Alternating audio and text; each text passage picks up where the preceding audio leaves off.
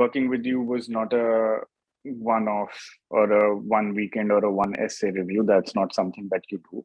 You invest your time and energy into getting to know the candidate and working with them, right? Which is what I really appreciated. You were available whenever needed, right? Whether that was editing an essay 10 times, where you invest time to really understand the candidate right through till the end, where you're ready to talk about even one sentence in the essay. So working with you kind of was a really good fit, not just in terms of economics, but just the time and the energy that you would spend with me, and that you would ensure that I would spend on my application.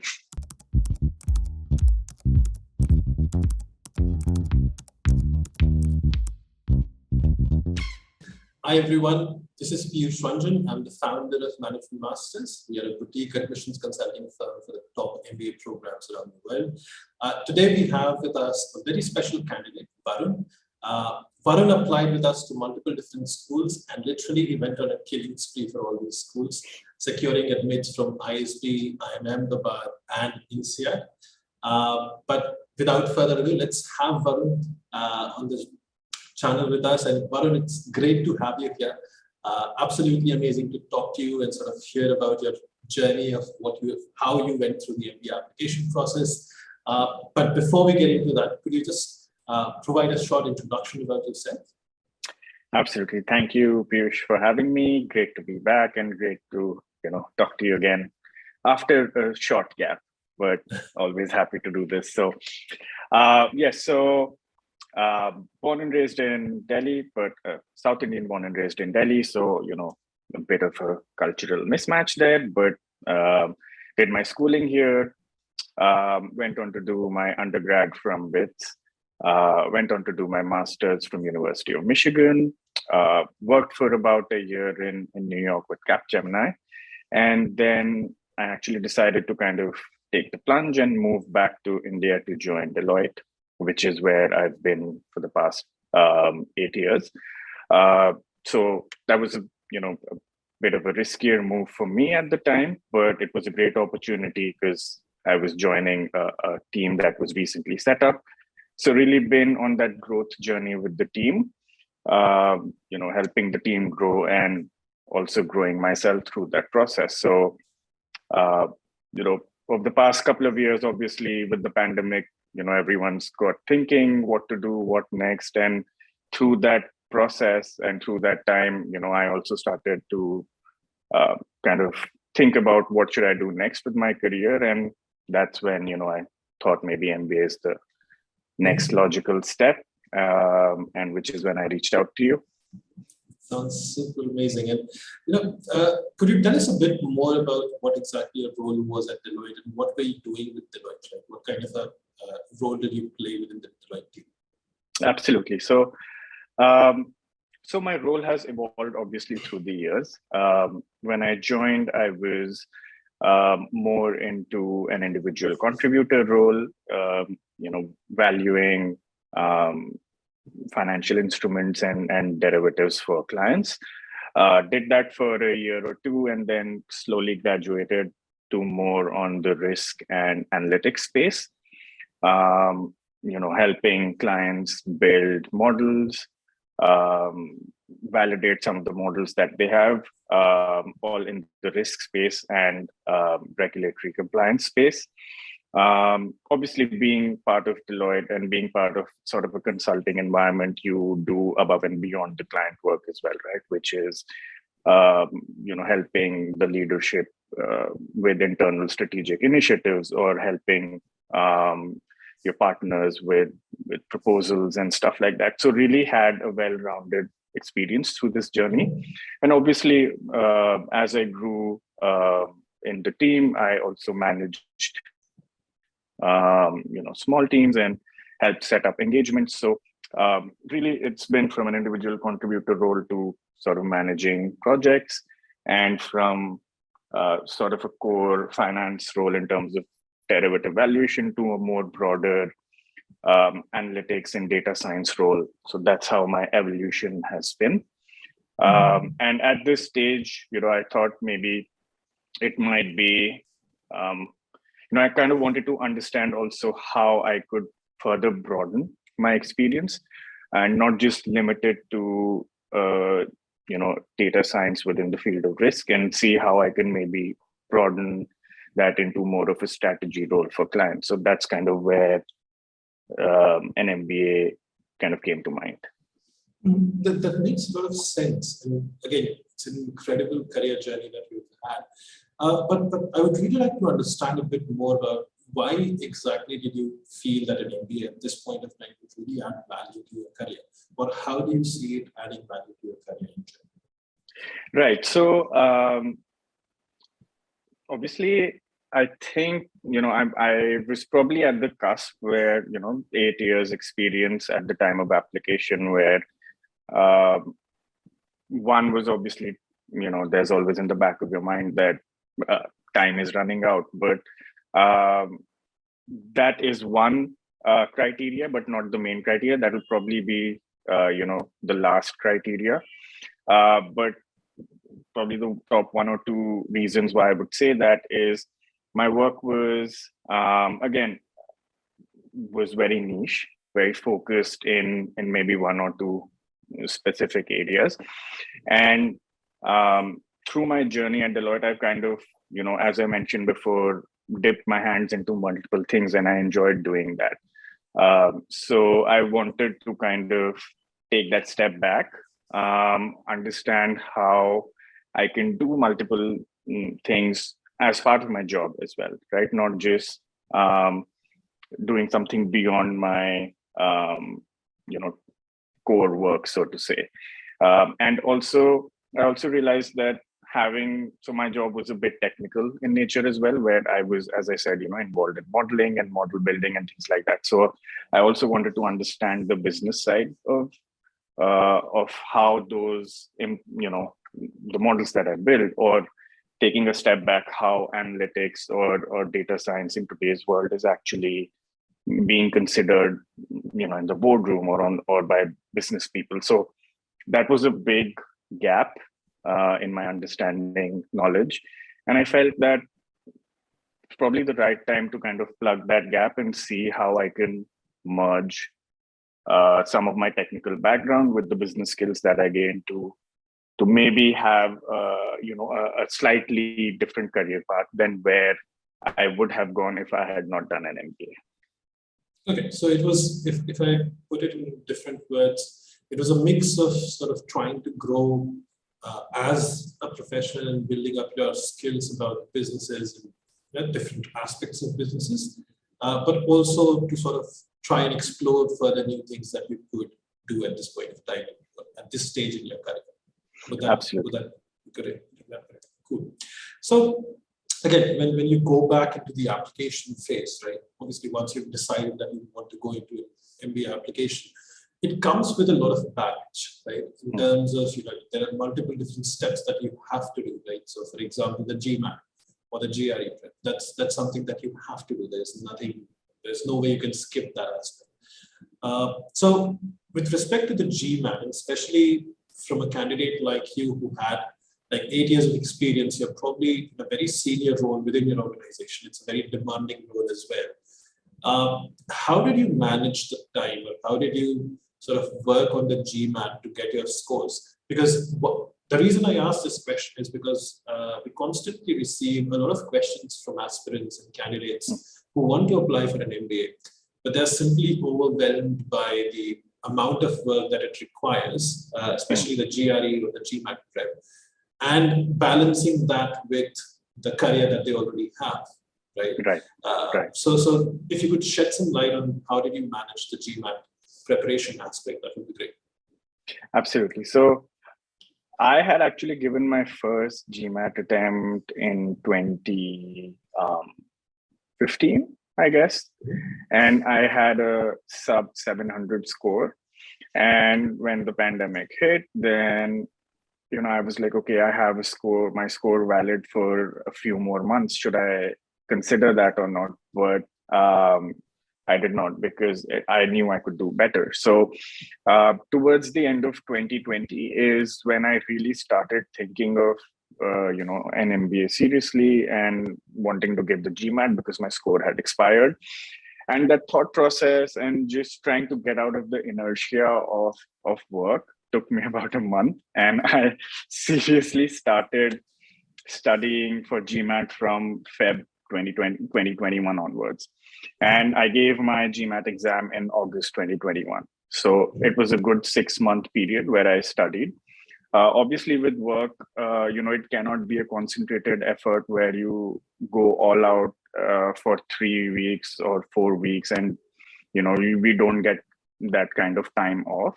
So it had to be gradual, chipping away gradually, right? Which is why I would say to candidates, start as early as possible.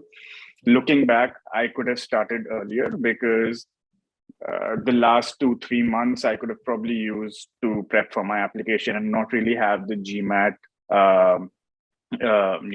as a sword hanging over my neck, right? Exactly. So, but having said that, my study pattern was obviously, spend as much time over the weekends as possible. And on weekdays, I probably used to do like 7 to 9 in the morning. And there were days and weeks where I couldn't do any prep at all, so 0 hours for a week, right? So there were obviously high points and low points, but August first week was when I gave, and I got a score of 710. I was slightly disappointed, to be honest. I was expecting maybe 10 to 20 points more based on my mocks. But at that time, like I said, I kind of wanted to apply for round 1, round 2 admit. So I went ahead with that score. But in hindsight, I could have probably started my preparation and ended my GMAT maybe 3 to 4 months earlier, so that I had the buffer of giving it a second time if I wanted to. That makes sense. And could you sort of share any major resources that really helped you with? Yes, absolutely. So I did do live group classes with a couple of GMAT tutors. That was I think lasted for about 3 months, sort of to get me into the groove of studying, and GMAT Club was the second biggest resource that I used. I only focused on official guide questions, and GMAT Club responses, and so whatever official guide questions I wanted to do, I would search them on GMAT, answer them, and I think we can very safely say hail for all the math questions. Yeah. Right? Yeah. That makes sense. So I did not do anything outside of the official guide. Only official guide questions. Only official guide questions, and utilizing the GMAT Club plus some of the live classes that we did. All right, that makes a lot of sense. Official guide questions through the years, not just 2021, but whatever you on GMAT Club, you can find historical questions as well. So absolutely. Yeah. I think that's one of the biggest advantages of having GMAT Club. It's a free resource, and it has probably all the resources that you can ever ask for. Yes. When it comes to the GMAT. Right? Yes, that's great.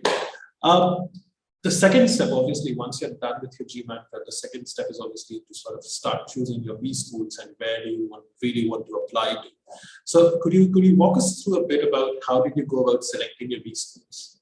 Yes. So I was very clear that I only wanted to do 1-year programs. Given, I've already done a master's and I have significant years of experience, I did not want to invest the time or the money or the energy for a 2-year period. So I was very clear I wanted to do 1-year MBAs. And also, at least at the beginning of the journey, I was not really thinking about international programs.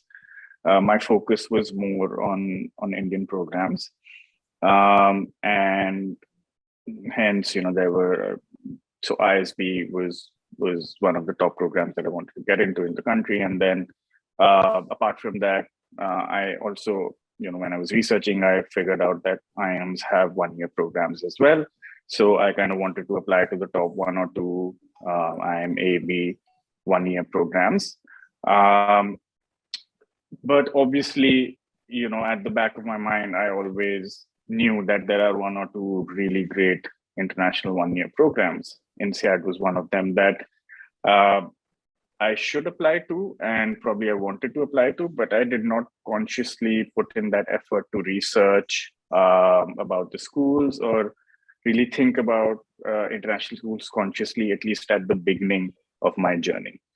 Um, so that came maybe towards the second half of my application journey, once the Indian schools were done, and then I thought, okay, let me apply to maybe at least one or two international schools. uh, just top international schools. I did not want to kind of have a safe school, so to say, in the international bucket, because I was clear if I want to go abroad, I'll go to the best. Otherwise, I'd be happy staying back in India to do my MBA as well. Within this, it completely makes sense. If you're looking at the Indian schools, you're looking at ISB, you're looking at, I think the top three programs are the IIM A, B, and C, right? I think we worked with IIM A and B, right? And it completely makes sense that we would apply to those top schools and sort of look at those.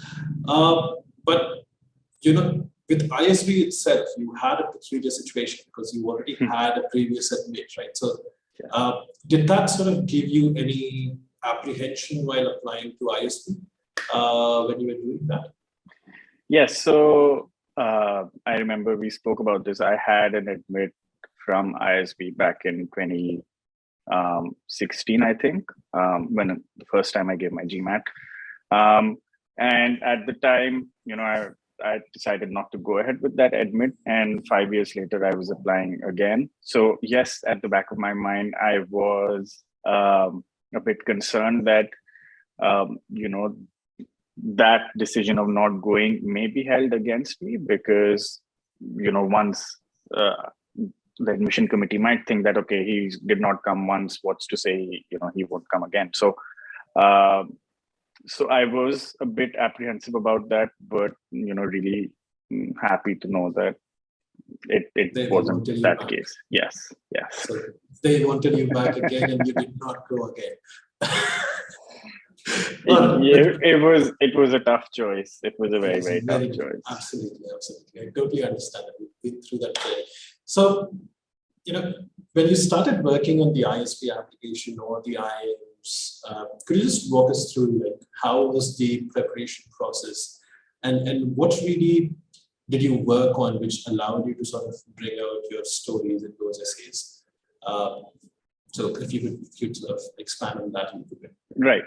So as I said, I did work on MBA applications earlier, so I kind of knew, I wasn't walking in blind. I knew there'll be essays. I knew I have to put my story across, but obviously a lot had changed, from 5 years ago to now, and there's a lot more competition, right? There's a lot more resources to help people out, and people are seeking help, right? So you want to get any competitive advantage that you can get and that you think might work best for you. And at, this time around, I thought that I would definitely, because I had so much more to tell, I definitely wanted a sounding board and someone that I could work with to filter everything into a coherent and concise story, right? Which is when I reached out to you.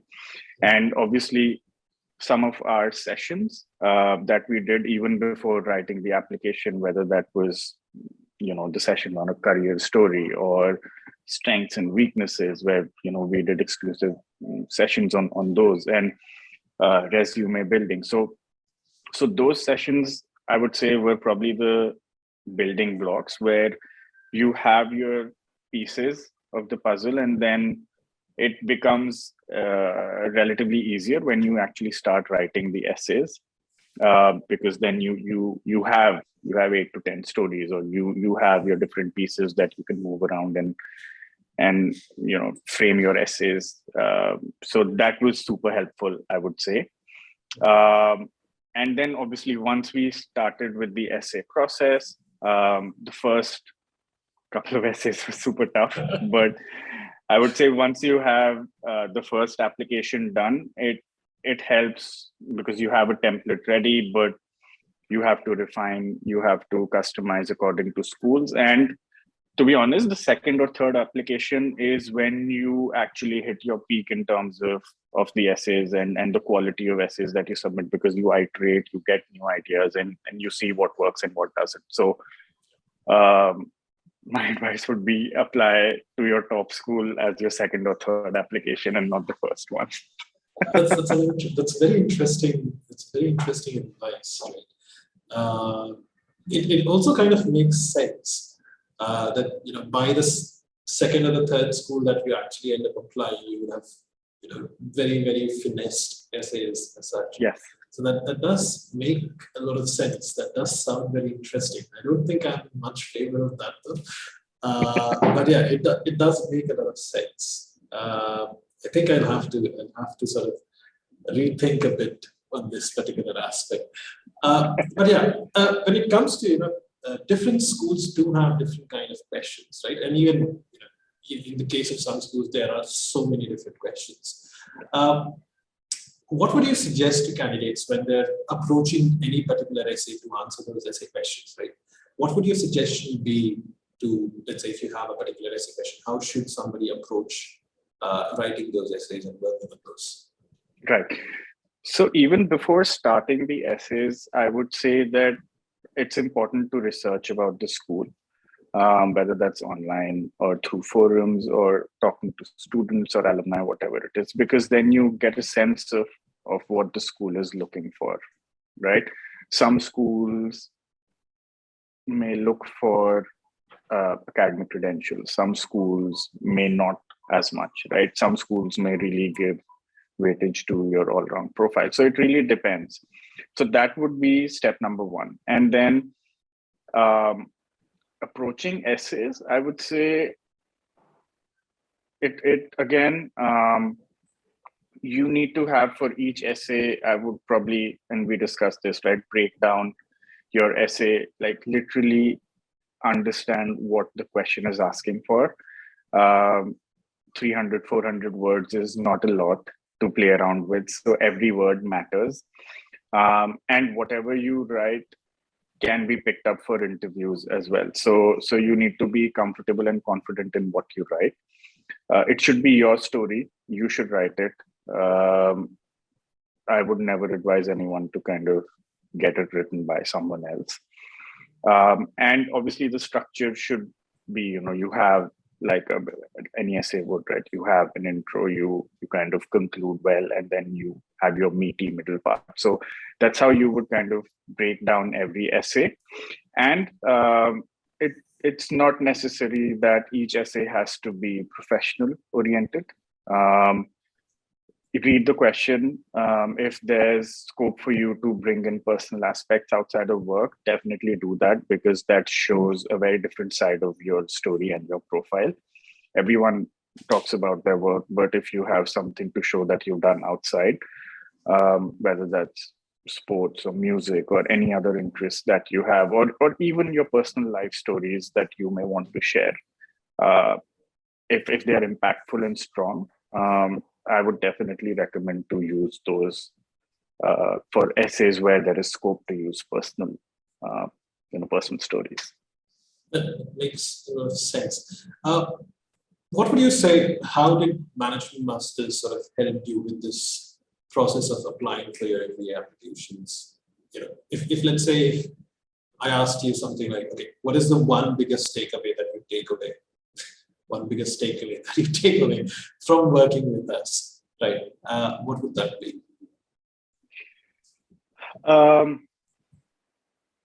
So I would probably say, there are many reasons why I really enjoyed working with you, and there's probably a whole checklist of that, right? But the one biggest reason I would say is, you help the candidate kind of bring out their story in their own words, which is the most important aspect. And that, that is probably the end of the journey that happens, but there's a lot, as I said, right, building blocks, the sessions that we do, all of that leads us to preparing those good essays at the end of the day. So helping the candidate understand and break down and synthesize a lot of information into into something that you can use and fit well throughout that application process was something that you really helped with. Not just up to the essays, but even within the essays when we had to, fine tune the message and some of the edits or suggestions. So that whole journey where you are really involved in knowing the candidate from start to end, as opposed to just reviewing the essays as a third person, so to say. I think that whole journey that a candidate spends with you allows you to really help the candidate better than I would say someone else would do. So that whole journey, if someone goes through with you, would is what I really enjoy. So much for that. That's very, very, very kind of you. Now coming back to INSEAD, right? So just to brief very quickly, we applied to ISB and IIM Bangalore in the first round, and you decided to apply to IIM Ahmedabad, on your own once you figured out that you could probably work around those essays quite well after having gone through the ISB essays. And you got interview calls from all those three schools, Right. converting IIM Ahmedabad and ISB, which was absolutely incredible. And then we had a very detailed discussion on, looking at INSEAD as a school, right? So how did that really come about, and why was applying to INSEAD so important or so exciting for you? Right. So as I said, right, my post MBA goal was to be in the consulting space, but maybe have sort of a slight transition into the kind of consulting that I do, which is why ISB really appealed to me, because there's a lot of consulting that recruits from there. Similarly, INSEAD was another school that is, really powerful and provides a good platform for consulting. So in terms of my career goals and post MBA goals, INSEAD fit the bill. Obviously, 1-year program, again, it fit the bill. And, having a strong alumni network and being recognized all over the world, those were, again, criterias that, again, checked in terms of the kind of programs that I wanted to apply to.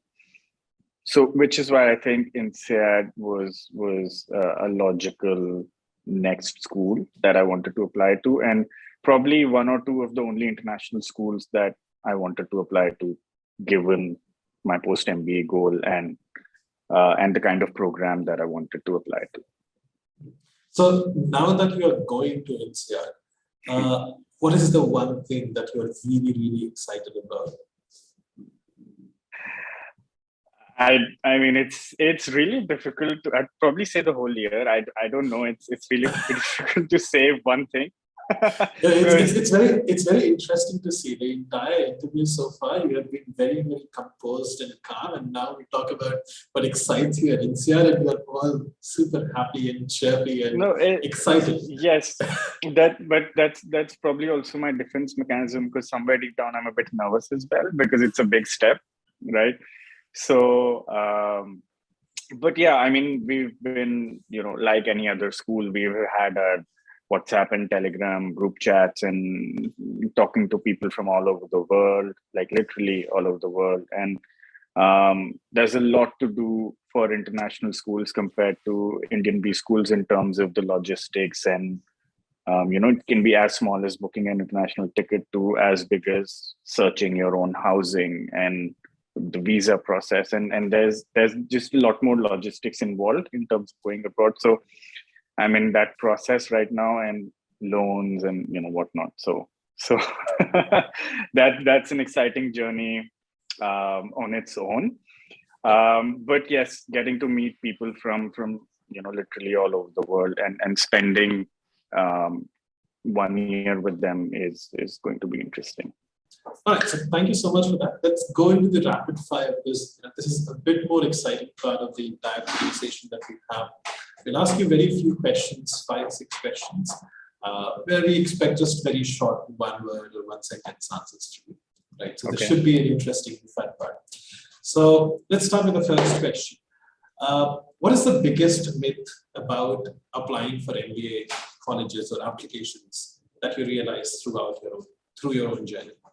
Actually, there's two. One is GMAT is the most important, and second, social service is mandatory. That's very, very, very interesting answer. Yes. What would you say is the biggest challenge that you faced while throughout the process? I'd say it's just synthesizing a lot of information that I had into a coherent story. Just because I come with so much experience, I think that was my biggest challenge. Everything else I could probably, put in the effort and manage. But here, it's not just effort. There's a lot more involved into doing that. So, yes. Okay, that makes sense. And what was the opposing side? What was the most exciting part for you of the application journey? I'd probably say writing my essays, especially for INSEAD, because I had to really introspect and I thought a lot for those essays, to be honest. So, and it was a mix of personal and professional stories. So that was probably the most interesting part. I know, like, if someone goes through the INSEAD application, they'll see 6, 7, 8 essays, and they'll be like, how the hell did this guy enjoy writing those? But, Yeah. The next question I have is, at INSEAD, if you could name one event or society or activity that you're really, really looking forward to being a part of. I'd probably say cultural weeks. So there, what happens is there's probably 5 or 6 weeks throughout the year.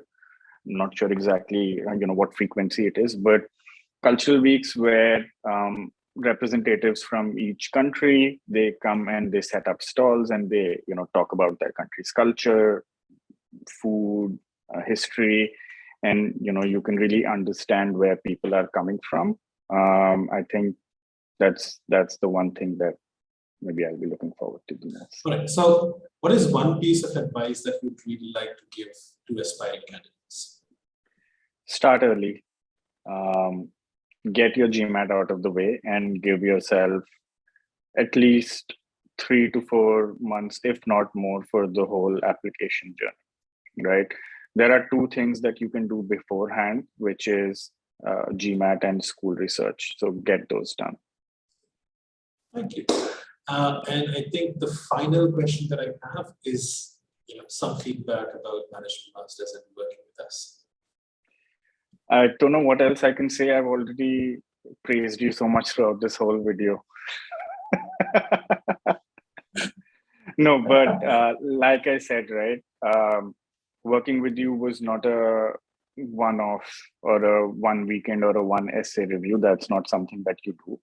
You invest your time and energy into getting to know the candidate and working with them, right? Which is what I really appreciated, because I think we spent about maybe 4 to 5 months throughout this whole process, right? If not more. And through that time, you were available whenever needed, right? Whether that was editing an essay 10 times and you saying, okay, 1 word it's okay, we don't need to edit the 10th iteration, saying that 1 word is okay, we don't need to change that, going up to that level of detail, right? So I think that whole process where you invest time to really understand the candidate right through till the end, where you're ready to talk about even 1 sentence in the essay, that's, I mean, I spoke to a couple of other people before, going ahead with you, and one, without naming people, right? One person got back to me with a very cold response on email and with exorbitant prices, right? So that didn't sit well with me. And then there are others who are probably, they're also approachable, warm, but they have a bigger team and they deal with a lot of people. So I wasn't sure how much of attention I would be getting through that process. So working with you kind of was a really good fit, not just in terms of economics, but just the time and the energy that you would spend with me, and that you would ensure that I would spend on my application. Yeah, that's something that we really work hard towards, right? But again, thank you so much, Varun. It has been absolutely incredible talking to you. It has been lovely interacting with you, learning more about your journey, and sharing that, with aspirants who are going to try and walk into your footsteps now. Right? So it has been absolutely lovely having you.